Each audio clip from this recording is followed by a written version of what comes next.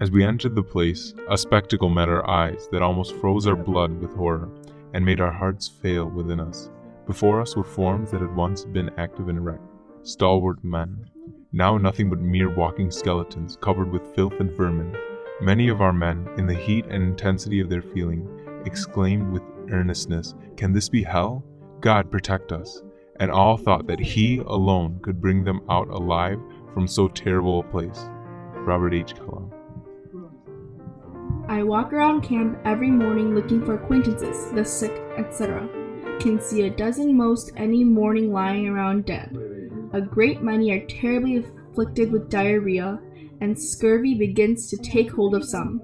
Scurvy is a bad disease, and taken in connection with the former is sure death.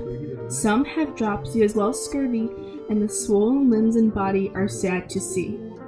John L. Ransom. Can see the dead wagon loaded up with 20 or 30 dead bodies at a time, 2 lengths, just like 4-foot wood is loaded onto a wagon at the north, and away they go to the graveyard on a trot. Perhaps 1 or 2 will fall off and get run over. No attention paid to that. They are picked up on the road back after more. Was ever before in this world anything so terrible happening? Many entirely naked. John L. Ransom.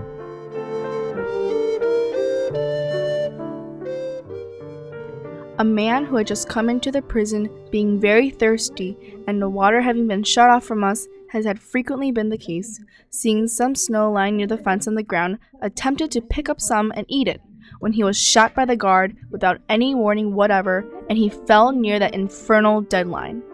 M.J. Bradley.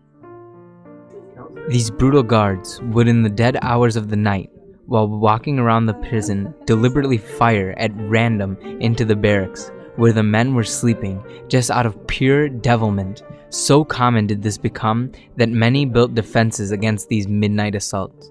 Sergeant T.B. Clore. There are 15 rows of barracks with 4 to each row, and numbered from 1 to 60. 200 men are assigned to each barrack. Each barrack had a kitchen attached to one end. The main door or place of entrance to the barracks was near the center on one side. John M. Copley. When we reached Chicago, it was below zero. I stood in the crisp snow from 4 till 9 a.m. That first night was bitter cold, and from then until the end of winter, scores of men died daily of pneumonia. Drummer Boy Dupree.